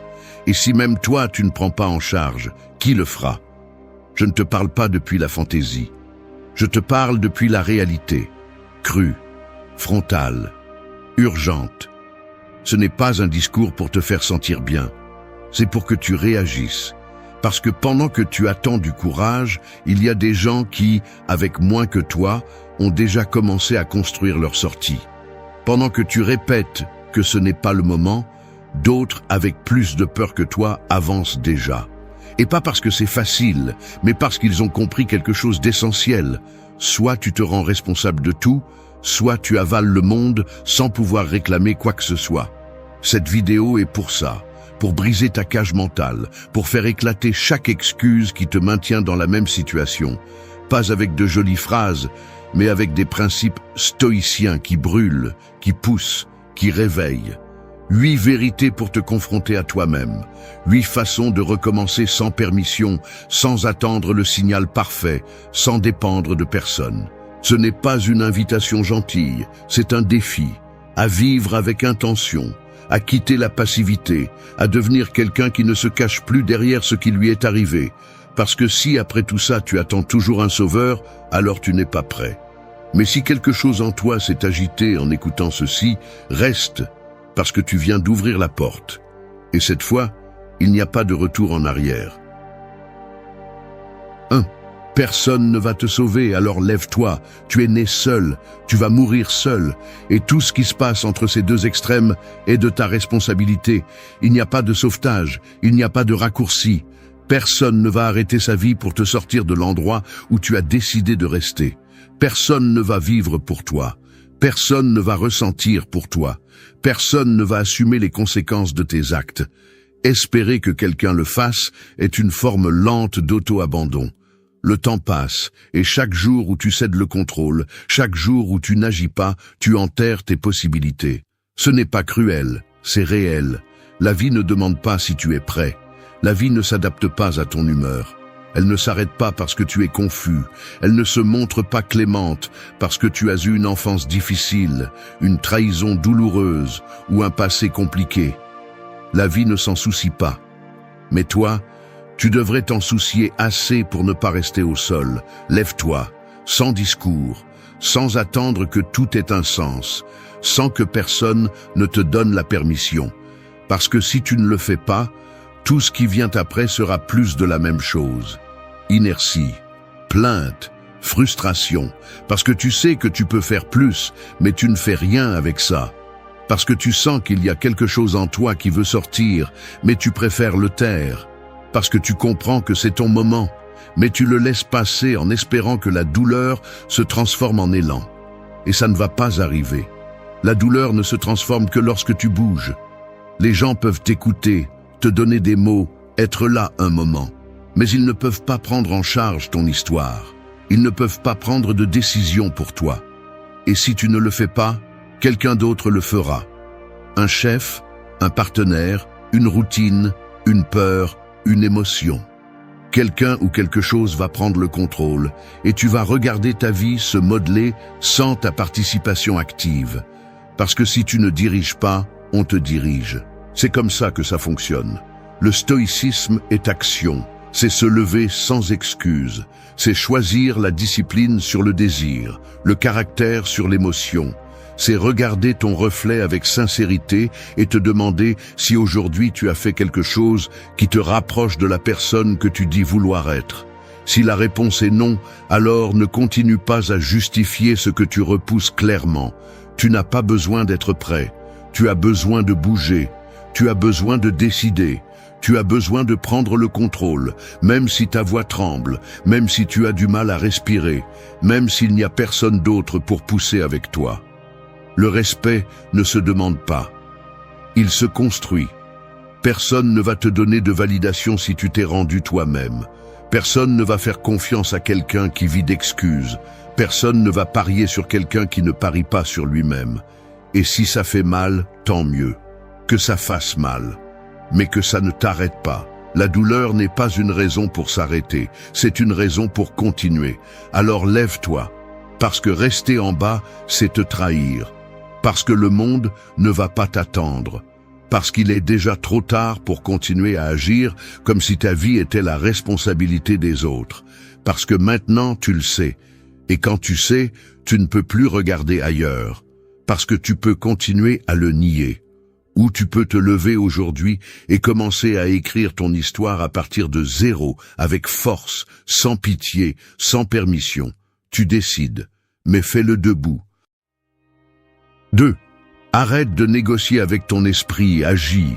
Un esprit sans direction est comme une pièce pleine de miroirs. Tu te regardes sous tous les angles, tu t'analyses, tu te questionnes, tu te confonds, tu tournes en rond, tu te répètes les mêmes pensées encore et encore, mais tu ne sors pas de là. Et le pire, c'est que pendant que tu es coincé dans tes réflexions, la vie continue à l'extérieur. Les gens bougent, les opportunités disparaissent, le temps ne s'arrête pas. Seul toi reste enfermé dans ton propre labyrinthe mental, croyant que penser beaucoup est la même chose que d'avancer. Et ce n'est pas le cas. Penser sans agir est un auto-tromperie. Réfléchir trop devient une forme sophistiquée d'évitement. Négocier avec ton esprit est dangereux, parce que ton esprit sait exactement comment te freiner, comment te faire peur, comment te convaincre de rester où tu es. Il te dit que ce n'est pas le moment, qu'il manque quelque chose, que tu peux le faire demain. Et si tu ne le freines pas, il te manipule. Ton esprit ne veut pas toujours ta croissance. Souvent, il veut juste que tu survives sans bouger. Mais tu n'es pas venu pour survivre. Tu es venu pour vivre avec intention. Si chaque fois que tu vas faire quelque chose, tu t'arrêtes pour y penser trop longtemps, tu finis par te saboter. Parce que l'esprit aime le confort. Il n'aime pas le risque. Il ne veut pas d'incertitude. C'est pourquoi il répète les mêmes modèles. C'est pourquoi il trouve 1000 excuses. C'est pourquoi il reporte. Mais l'action est la seule façon de briser ce cycle. Seulement en agissant, tu interromps l'inertie mentale. Seulement en prenant des décisions, même avec peur, c'est que tu rééduques ton esprit pour arrêter de te freiner. Le stoïcisme le dit clairement. Fais ce que tu dois faire, pas ce qui te provoque, pas ce qui te fait te sentir en sécurité, ce qui est nécessaire. Parce que tu n'as pas besoin d'être motivé pour agir, tu as besoin d'être déterminé. L'impulsion va et vient. La clarté aussi. Mais si tu apprends à agir avec ou sans envie, avec ou sans peur, là tu deviens imparable, parce que tu ne dépends plus de comment tu te sens. Tu dépends de ton engagement envers ce que tu sais que tu dois faire. Chaque fois que tu doutes, tu perds de la force. Chaque fois que tu consultes ton esprit sur ce que tu sais déjà que tu dois faire, tu cèdes le pouvoir. Est-ce que ça te fait mal de te lever tôt? Tu le fais quand même. Est-ce que ça te dérange de prendre une décision difficile? Tu la prends. Est-ce que ça te fait peur d'avancer? Tu avances. C'est ainsi que se forge le caractère. Non pas parce que tu penses, mais parce que tu fais quand tout en toi veut que tu reportes.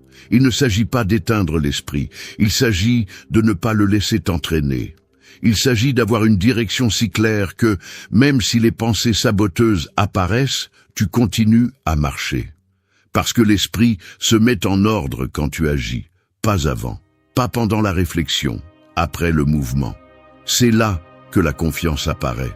C'est là que tu comprends que tu n'avais pas besoin de plus de réponses, seulement de plus de courage. Arrête de négocier avec ton esprit, ce n'est pas ton conseiller, c'est un outil. Tu décides de la direction à prendre. Tu choisis si tu l'utilises pour avancer ou si tu permets qu'elle te fige. Et quand tu prendras en charge cela, quand tu comprendras que le doute est vaincu par l'action, tu arrêteras de t'arrêter chaque fois que tu penses trop. Fais ce que tu sais que tu dois faire. Fais-le aujourd'hui. Fais-le maintenant. Ne laisse pas de place aux excuses que ta propre tête invente. Agis et ensuite évalue. Mais ne te paralyse pas, parce que ta vie n'attend pas. Et toi non plus, tu ne devrais pas. 3. Rompe avec ce qui t'affaiblit sans culpabilité. Certaines choses ne se brisent pas d'un coup, elles t'épuisent en silence. Elles sont comme une fuite lente dans la coque d'un bateau. Elles ne font pas de bruit, elles n'alarment pas. Mais si tu ne les détectes pas à temps, elles te coulent. Et le pire, c'est que tu t'habitues à l'eau. Tu t'adaptes aux dégâts, tu les normalises. Tu appelles stabilité ce qui est en réalité de l'épuisement. Tu restes dans ce travail qui t'épuise. Tu maintiens ce lien qui ne te respecte plus. Tu tolères des routines que tu sais ne mener nulle part. Tout cela, jour après jour, t'affaiblit. Et tu restes là par habitude, par peur, par culpabilité. Le problème n'est pas seulement ce que tu portes, c'est tout ce que tu pourrais faire si tu le lâchais.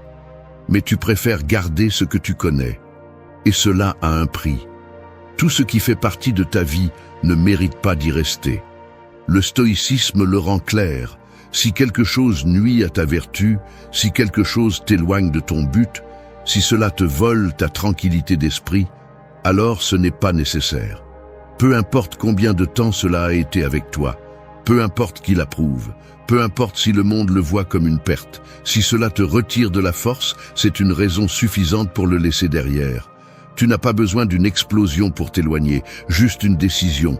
Rompre avec ce qui t'affaiblit n'est pas toujours bruyant. Parfois c'est silencieux mais ferme. C'est arrêter de répondre à ce qui te perturbait avant. C'est arrêter de justifier ce qui n'a plus de sens. C'est abandonner le besoin d'expliquer à tous pourquoi tu décides de te prioriser. Parce que personne n'a à le comprendre. Seul toi dois le comprendre. La culpabilité est un piège. Elle te fait te sentir responsable de t'éloigner de ce qui te détruit. Mais la culpabilité apparaît parce qu'on t'a appris que tolérer est noble, que résister à tout est un signe de force, que supporter est la bonne chose à faire. Mais ce n'est pas le cas. La véritable force n'est pas de supporter ce qui te fait mal, mais de t'en éloigner même si tout le monde s'attend à ce que tu restes là, même si ça fait mal, même s'ils te disent que tu exagères, même si tu te retrouves seul pour un moment.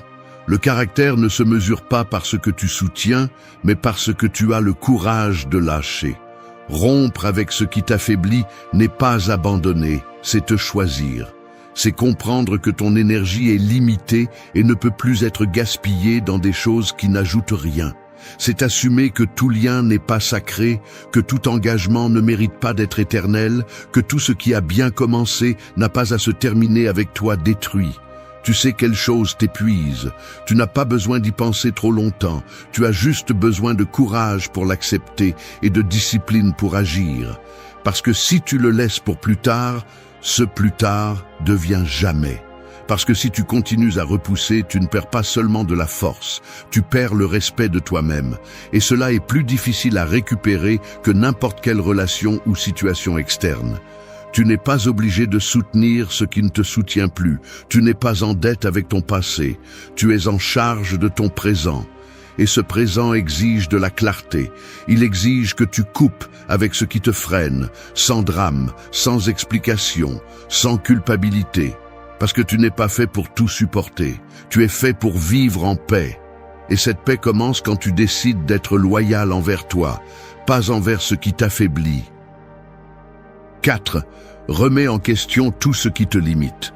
Un mensonge répété suffisamment longtemps devient structure. Il n'est pas perçu comme un mensonge, il est ressenti comme la norme.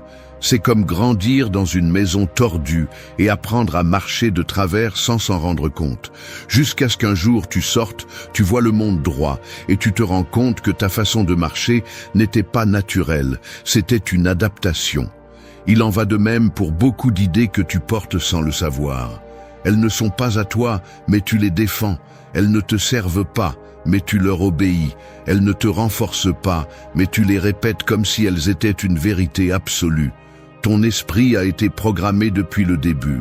Mots, regards, peur, opinion, traumatisme.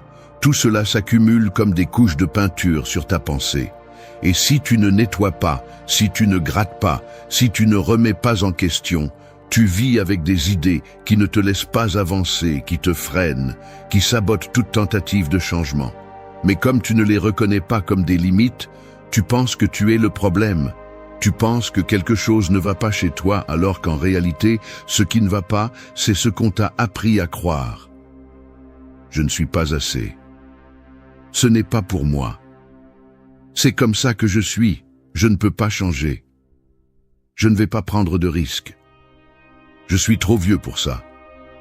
Combien de fois as-tu répété des phrases comme celle-ci sans te rendre compte que chacune d'elles est une chaîne mentale?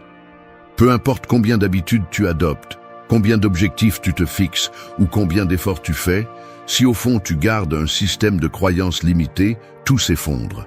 Parce que tes pensées sont le plafond de ton action. Et si ce plafond est bas, tu ne sauteras jamais assez haut. Le stoïcisme enseigne à penser clairement, à remettre en question ce qui semble automatique, à ne pas obéir sans raison. Un stoïcien ne vit pas en mode automatique. Il s'arrête, il observe, il se demande, cette idée me rapproche-t-elle ou m'éloigne-t-elle de ma vertu?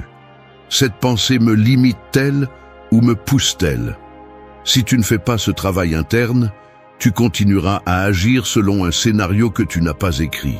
Et il n'y a rien de plus triste que de vivre la vie en suivant des règles invisibles imposées par quelqu'un d'autre. Questionner n'est pas douter de tout par sport. C'est avoir le courage de démonter ce qui te conditionne. C'est regarder en face ce que tu as toujours pris pour acquis et te demander si cela a encore un sens. Parce que souvent, ce qui te maintient bloqué n'est pas le manque d'outils, mais la fidélité aveugle à une narration qui ne correspond plus à ta réalité. Réviser tes croyances n'est pas une trahison envers ton histoire, c'est une responsabilité envers ton avenir. Il y a des pensées qui t'ont protégé à un moment donné, mais qui te limitent aujourd'hui. Il y a des idées qui étaient utiles dans un autre contexte, mais qui ne le sont plus aujourd'hui.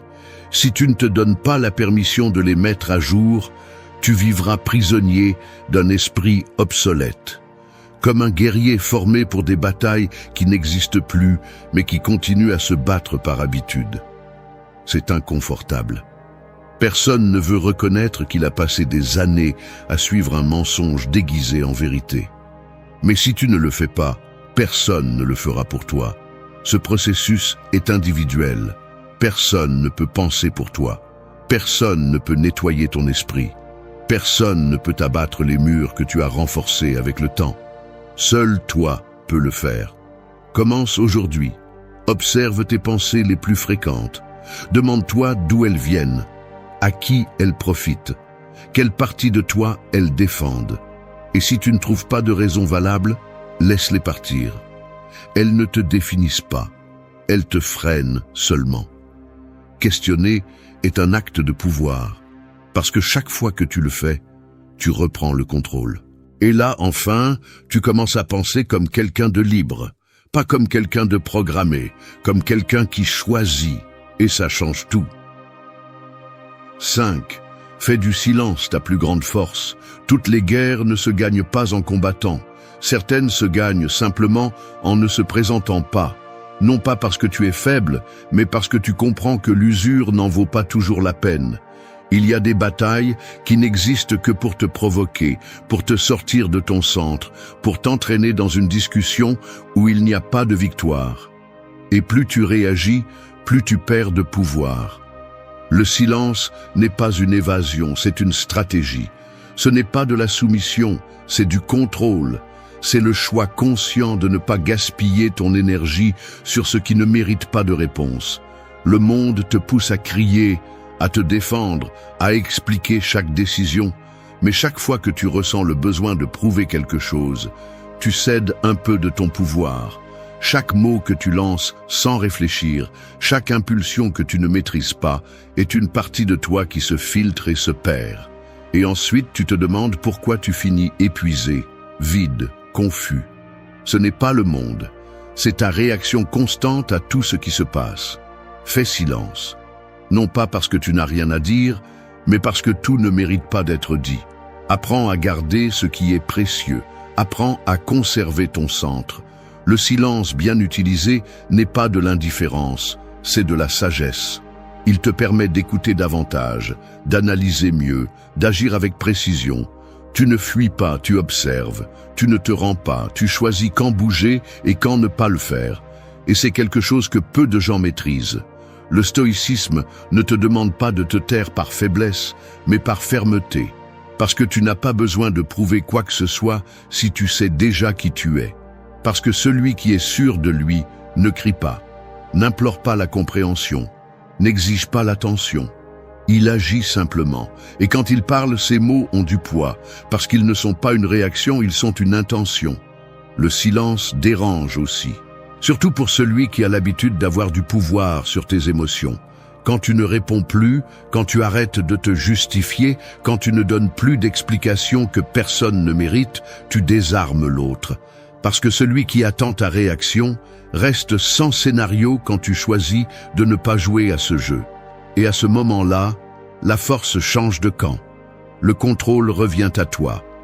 Mais il ne s'agit pas de garder le silence par orgueil ou par froideur.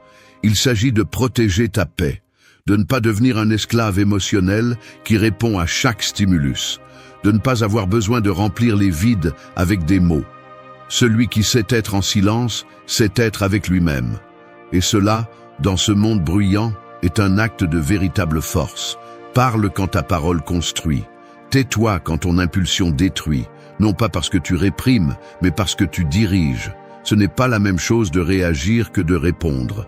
Un esprit entraîné au silence répond avec fermeté. Un esprit désordonné parle sans filtre et finit vide. Tu décides lequel tu veux être. Si chaque attaque t'entraîne, si chaque offense te fait perdre l'équilibre, si chaque conflit fait ressortir le pire en toi, alors tu n'es pas en contrôle. Mais si tu apprends à utiliser le silence comme bouclier, comme épée, comme pause, tu vas commencer à gagner du terrain. Non pas dans le monde extérieur, mais en toi. Parce que c'est là que tout se décide. Fais du silence ta plus grande force. Que ton calme désoriente, que ta présence parle, que ton énergie ne se gaspille pas dans l'inutile. Tu n'es pas venu pour convaincre qui que ce soit. Tu es venu pour vivre en cohérence. Et cela, parfois, commence par fermer la bouche et ouvrir les yeux. C'est là que commence le véritable contrôle. 6. Construis la paix, même au milieu du chaos. Tous les environnements ne peuvent pas être contrôlés. Toutes les personnes ne vont pas changer simplement parce que tu as mûri. Toutes les situations ne vont pas s'améliorer lorsque tu seras prêt. Et c'est le point. La vie ne va pas se mettre en pause pour que tu trouves le calme. Soit tu apprends à le construire pendant que tout bouge, soit tu finis par être une conséquence supplémentaire du bruit extérieur. Attendre que la paix vienne de l'extérieur, c'est te condamner à l'instabilité permanente. Parce qu'il y aura toujours quelqu'un pour te provoquer, quelque chose qui échoue, une attente brisée, une situation que tu n'as pas demandée. Et si chaque chose te secoue, si chaque événement te décompose, alors il n'y a pas de véritable contrôle. Juste une illusion de bien-être soutenue par des conditions fragiles. La véritable force ne se mesure pas à la façon dont tu te comportes lorsque tout va bien. Elle se voit dans la façon dont tu te tiens lorsque les choses se gâtent, lorsque la pression monte, lorsque les émotions veulent te dominer. Si tu peux maintenir la clarté au milieu du chaos, alors tu es en contrôle. Et ce contrôle n'est pas hérité, il s'entraîne. Le stoïcien ne cherche pas un monde parfait. Il sait qu'il n'existe pas. Il sait que le conflit fait partie de l'existence, que l'inconfort fait partie de la croissance, que le désordre fait partie du chemin. Mais cela ne signifie pas qu'il abandonne. Cela ne signifie pas qu'il réagit sans contrôle. Il devient le point fixe au milieu de toute l'instabilité. Et cela ne se réalise pas avec la théorie. Cela se réalise avec la discipline interne, avec une surveillance constante des pensées, avec des décisions conscientes sur ce qu'il faut nourrir et ce qu'il faut laisser mourir en soi. Beaucoup pensent que la paix est l'absence de problèmes. Ce n'est pas le cas. La paix est la présence d'un ordre mental, même lorsque tout crie à l'extérieur. C'est pouvoir respirer profondément au milieu d'une attaque, prendre des décisions sans se laisser emporter par la colère, continuer avec dignité lorsque les choses ne se passent pas comme prévu. Cela ne s'improvise pas. Cela se construit, décision après décision, en renonçant au besoin d'avoir raison ou le contrôle absolu de tout ce qui t'entoure. Parfois, construire la paix signifie s'éloigner. D'autres fois, rester et résister calmement. Parfois, c'est se taire. D'autres fois, parler fermement sans perdre son centre. Il n'y a pas une seule façon, mais il y a un principe commun. Ne pas permettre que l'extérieur gouverne ton monde intérieur. Parce que lorsque cela se produit, tu perds. Tu perds de l'énergie, tu perds du temps, tu perds du respect pour toi-même. Commence par identifier ce qui te vole la tranquillité. Quelle personne, quelle routine, quelle pensée.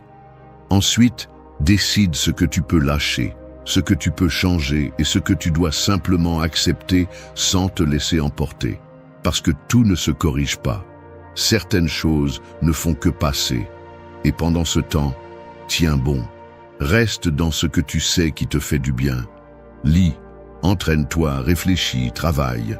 Non pas pour échapper, mais pour créer une structure. Parce que la véritable paix n'est pas passive. C'est une base solide sur laquelle tu construis, même lorsque le monde extérieur s'effondre. Ne vis pas en attendant le moment parfait. Il n'existe pas. Il n'existe que ta capacité à agir calmement au milieu du mouvement. Et si tu peux y parvenir, alors le chaos perd de sa puissance. Non pas parce qu'il disparaît, mais parce qu'il n'a plus accès à ton centre. Là, sans bruit, sans applaudissements, sans explication, commence la véritable paix. Et à partir de là, ce que tu construis sera à toi, solide, intouchable. 7. Pardonne-toi et recommence avec force. La chute n'est pas ce qui détruit. Ce qui détruit, c'est de rester allongé à regarder le sol comme s'il t'appartenait.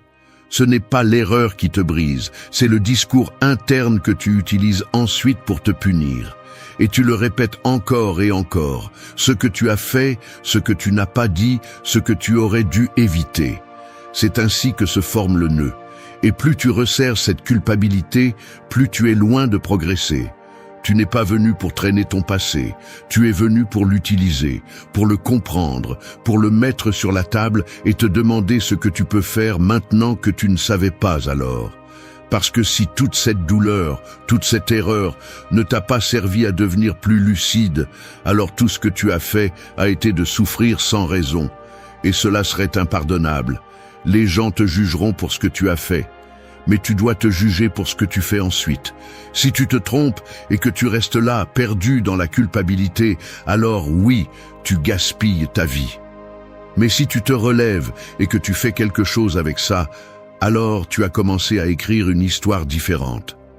Le passé ne s'efface pas, il se surmonte. Et le surmonter ne signifie pas le nier. Cela signifie qu'il ne te gouverne plus. Te pardonner est une forme de respect. Pas d'excuses, pas d'oubli, pas d'adoucissement de ce qui a été. C'est te regarder avec honnêteté, sans fioriture, sans victimisation, et reconnaître que tu as échoué parce que tu étais moins conscient, moins fort, moins toi. Et maintenant que tu le vois, maintenant que tu le comprends, il n'a pas de sens de rester attaché à cette version antérieure. Tu te dois une chance d'agir avec ce que tu as appris. Et tu ne peux le faire que si tu lâches la culpabilité. Le stoïcisme parle de responsabilité, pas de punition. Il ne cherche pas à ce que tu te détestes pour chaque erreur. Il cherche à ce que tu les affrontes, que tu les transformes en caractère, que tu les utilises comme point de départ, pas comme une peine perpétuelle. Tomber ne te définit pas. Répéter la même chute tout en te haïssant à l'intérieur, oui. Chaque fois que tu décides de ne pas avancer parce que tu ne t'es pas encore pardonné, tu choisis de stagner. Personne ne viendra te donner une absolution magique. Personne ne comprendra tout à fait ce que tu as fait, pourquoi tu l'as fait, ou ce que tu as ressenti. Et c'est bien. Tu n'en as pas besoin. Tu as besoin de regarder à l'intérieur, de reconnaître ce que tu as fait de mal, d'assumer ce que tu devais assumer, et d'avancer avec plus de poids dans la conscience, mais moins de charge émotionnelle. Ce n'est pas de la reddition, c'est de la maturité. Parce que vivre en te punissant n'est pas noble, c'est destructeur. Ça ne répare rien. Ça ne fait que perpétuer la même culpabilité qui te paralyse. Et il n'y a rien de plus injuste que de t'empêcher de grandir, simplement parce qu'une ancienne version de toi ne savait pas faire mieux. Tu décides si cette erreur devient une croix que tu portes ou un outil qui te rend plus sage. Tu décides si tu te définis par ton pire moment ou par ce que tu as fait après lui. Et personne ne prendra cette décision pour toi. Recommence. Avec une autre mentalité, avec une autre énergie, avec la certitude que tu n'es plus la même personne. Tu n'as pas besoin de prétendre que tout va bien. Tu as juste besoin d'agir comme quelqu'un qui n'est plus prêt à rester coincé dans son passé. C'est ta vie, c'est ton moment. Et si tu te pardonnes vraiment, si tu le fais à partir de la responsabilité et non de l'évasion, alors le chemin se dégage. Parce qu'enfin, après tant d'arrêts, tu vas pouvoir bouger avec la force de quelqu'un qui a compris l'essentiel. Que la valeur d'une personne ne réside pas dans le fait de ne pas tomber, mais dans le fait de savoir se relever avec un but. 8. Ne repousse pas ta vie, agis avec un but. Repousser la vie est devenu une habitude, comme si tu avais des années garanties, comme si le temps était une ressource renouvelable, comme si après avoir repoussé l'important, tu allais quand même arriver partout. Mais ce n'est pas le cas. Tu ne sais pas combien de temps il te reste. Tu ne sais pas s'il y a du temps après. Et pourtant, tu continues à te comporter comme si tout pouvait attendre, comme si tu pouvais attendre. L'urgence n'est pas de l'anxiété, ce n'est pas courir sans but, c'est la conscience du temps. C'est savoir que chaque jour perdu est une opportunité de moins d'impacter, de construire, de laisser quelque chose qui vaut la peine. Parce que tu vas partir, c'est sûr. La seule question est de savoir si tu vas laisser autre chose que des souvenirs flous et des promesses que tu n'as jamais tenues. Vivre avec urgence, c'est regarder ton présent avec respect. Pas comme une transition, pas comme une répétition, comme le seul moment réel que tu as. Parce que la vie ne te consulte pas. Elle passe, simplement. Et si tu n'es pas dedans, elle t'échappe. Et il arrive un moment où tu ne peux plus rien récupérer. Ni le temps gaspillé, ni les mots non dits, ni les décisions que tu n'as pas prises. Il ne s'agit pas de tout faire en même temps. Il s'agit de ne plus repousser ce que tu sais qui compte. Qu'attends-tu? Que tout soit parfait, qu'il n'y ait pas de peur, que quelqu'un vienne te donner de la sécurité?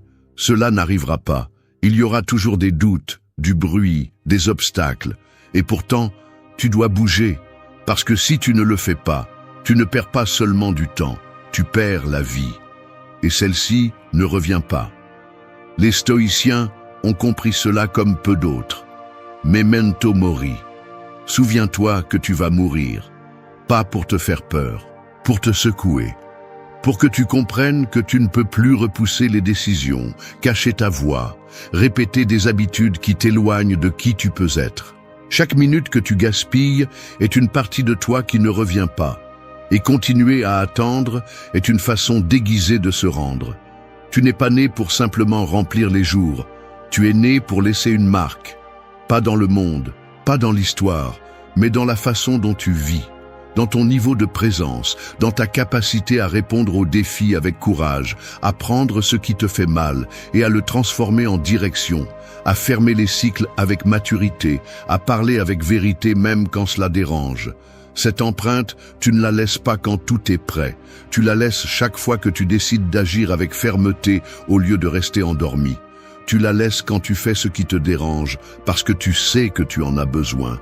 Quand tu choisis la discipline sur le plaisir momentané, quand tu dis ce que tu dois dire, même si personne n'applaudit, quand tu restes silencieux parce que tu sais que la réaction ne vaut pas ton énergie, quand tu te relèves après être tombé sans que personne ne le remarque, sans attendre de reconnaissance. Tu choisis, tu peux continuer à tourner en rond, tu peux continuer à justifier la pause éternelle, tu peux continuer à te promettre que demain, oui, ou tu peux faire quelque chose aujourd'hui, même si c'est petit, même si c'est inconfortable, même si personne ne le comprend. L'urgence n'est pas de courir, c'est de vivre avec intensité, c'est de ne pas laisser tes jours passer vides, c'est de comprendre que tu as une seule vie et qu'elle se passe maintenant. Et toi, en ce moment, tu as tout ce qu'il faut pour commencer à laisser une empreinte qui compte vraiment. Pas pour tout le monde, pour toi, pour ta conscience, pour le respect que tu te dois. Parce que si tu réussis à vivre ainsi, alors quoi qu'il arrive après, tu pourras regarder en arrière et dire « Je n'ai rien gardé pour moi. J'ai vraiment vécu. » Et ça, à la fin, c'est la seule chose qui compte. Merci d'être resté jusqu'à la fin de la vidéo. Si vous avez tout vu, commentez « Je suis stoïcien » comme notre signe secret, indiquant que vous êtes un véritable apprenant du stoïcisme. N'oubliez pas de vous abonner.